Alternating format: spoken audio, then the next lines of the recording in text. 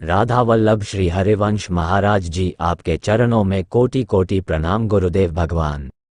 आपने मेरे जीवन को पूर्णता बदल दिया। जब से आपके अमृत में यह वचन सुने, जीवन में नई ऊर्जा महसूस होती है। गुरुदेव भगवान, मेरा प्रश्न ये है कि मैंने कई साल पहले देखी गुरु मंत्र ले लिया था, लेकिन अज्ञानतावश कभी उस मंत्र का जाप नहीं किया। लेकिन जब आपके सत्संग सुना और नाम की महिमा जान पाया, आसक्ति अब केवल राधा नाम में है और आप में हो गई है। पहले वाले मंत्र ना लेकर कहीं कोई अपराध तो नहीं कर, अब आप उसको ऐसे भाव में ले लीजिए कि जो उस रूप में गुरु तत्व उस ढांचे में प्रकाशित था। समझ रहे हो, ढांचे कभी गुरु नहीं होते। ये 5 भौतिक ढांचा जैसे मंदिर में भगवान विराजमान होते हैं ना, ऐसे 5 भौतिक देह मंदिर है और इसमें गुरुदेव भगवान विराजमान है। वो भगवान है। गुरुदेव कोई व्यक्ति नहीं होते। व्यक्ति कभी गुरु नहीं बन सकता। गुरु पर ब्रह्म परमात्मा तत्व और वह सर्वत्र है। हम अज्ञान के कारण किसी एक रूप में गुरु की भावना कर लेते हैं कि हमारे गुरु जी गोरे, हमारे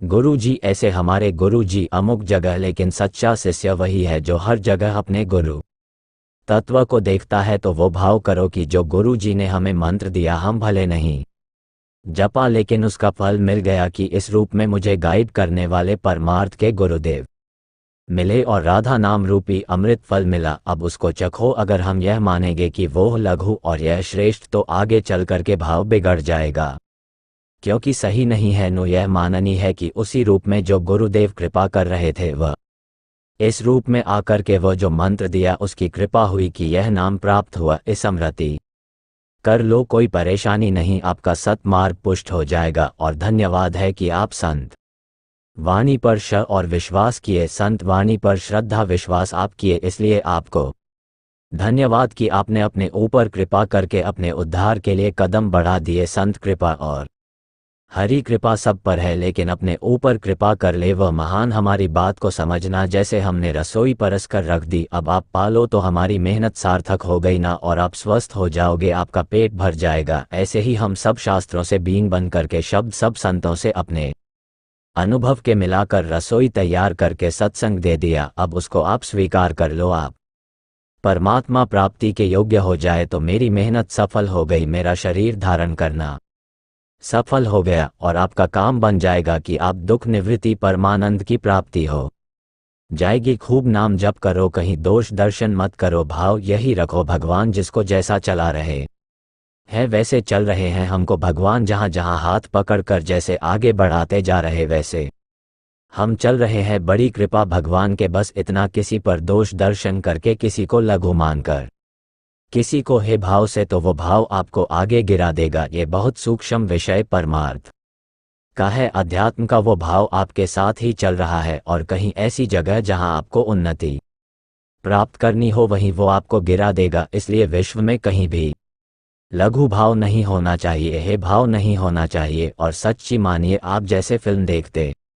हैं तो आप उससे उदाहरण लीजिए। अगर आप अभिनय करने वाले को पहचानते हैं तो कभी वो बहुत अच्छा पॉजिटिव अनुभव करता है उसके रोल से, और कभी नेगेटिव बहुत दुष्ट रोल वह कर रहा है। लेकिन आपके मन में क्या होता है, ये जो अभिनय कर रहा है बुरा आदमी नहीं है, ये अभिनय कर रहा है केवल, ऐसा होता है नहीं। ऐसे ही आप सच्ची मान लो, इस पूरे संसार के रंगमंच पर केवल श्री कृष्ण है। मत्ता पर तरम नानत किंच दस्त धनंजय किंचन मात्र, मेरे सिवा कुछ नहीं। अब वो स्वांग कर रहा है, वाराह रूप लेके, सूक का रूप लेके, मत्स्य रूप लेकर, कुर्म रूप नर रूप लेकर के। अब उसी में कहीं तमोगुण, कहीं रजोगुण, कहीं सतोगुण, यह लीलाएं चल रही। अब आप नहीं जान रहे हो तो आप कह रहे हो ये बहुत बुरा आदमी है। नहीं, बुरा नहीं, बुरा स्वांग है उसका, क्योंकि इस समय वो तमोगुण का रोल कर रहा है, इस समय रजोगुण का स्वांग रच रहा है, इस समय सतोगुण का रच रहा है। हमारी बात समझ में आ रही। और एक है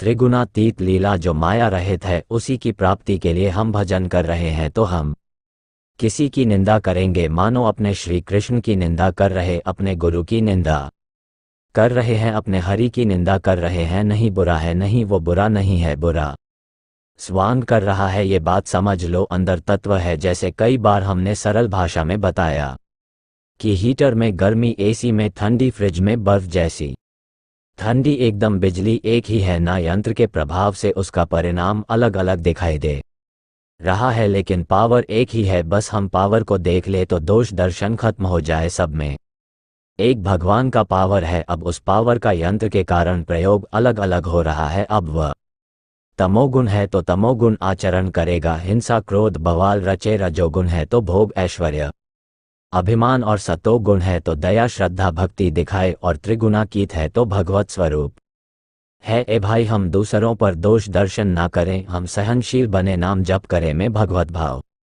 धीरे धीरे ले आए तो जीवन मुक्त हो जाएंगे। ना हम स्त्री हैं, ना पुरुष हैं, ना बुरे हैं, ना भले हैं। ये नाटक चल रहा है, ये पहले रूप नहीं था, यह अभी कुछ दिन बाद नहीं रहेगा। ये बीच में भास रहा है, मैं पहले भी था, मैं अब भी हूँ और मैं बाद में भी रहूंगा। मैं समझ रहे हो ना, मैं में जो जोड़ा गया वो पहले भी नहीं था, अब भी नहीं है और आगे भी नहीं है। अब भी नहीं कैसे? जैसे हम यमुना जी के जल को देखा, बलाओ यह वही जल है तो सही, पूछो तो जिस पर पहली दृष्टि पड़ी वो कितने हाथ दूर निकल गया जल। समझ रहे ना, ऐसा प्रवाह चल रहा काल का।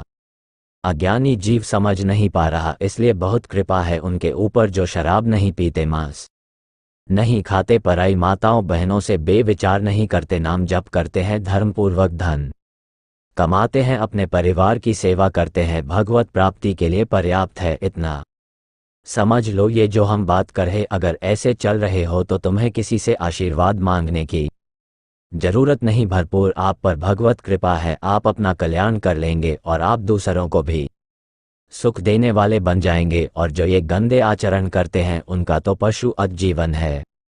मनमानी कर लो भाई, आगे जब विधान आएगा। फसल बोए हो ना, तो जब फसल काटोगे तब फिर पता चलेगा। अभी तो कोई बात नहीं है, अभी फसल बो रहे हो इसलिए आपको पता नहीं चल रहा, जब काटना पड़ेगा तब पता चलेगा। इसलिए बहुत सावधानी से, आपका जीवन बहुत कीमती है, एक एक श्वास आपकी बहुत कीमती है। आप राधा राधा बोलिए, अच्छे आचरण कीजिए, दूसरों को सुख पहुंचाए और धर्मपूर्वक धन कमाए, भले नमक रोटी खाने को मिले, चैन से जिए। अगर आप दूसरों को दुख देकर, हिंसा करके, व्यभिचार करके ऐसे धन एकत्रित करोगे, वह अशांति पैदा करेगा। इस लोक में भी आपको अशांति रहेगी और बाद में परिणाम में आपको दुर्गति भोगनी पड़ेगी। देखो, कानून के खिलाफ में अगर फंस गए तो आजीवन कारावास, फांसी की जज सब होती है ना। ऐसे ही यह तो एक देश का संविधान है, पूरे अनंत ब्रह्मांड का एक संविधान है जिसे भागवत संविधान कहते हैं, और उसमें दंड मिलता है नरक में। ऐसा ना समझो कि कोई गप है, जैसे कह दे कि जब चोरी करोगे पकड़ो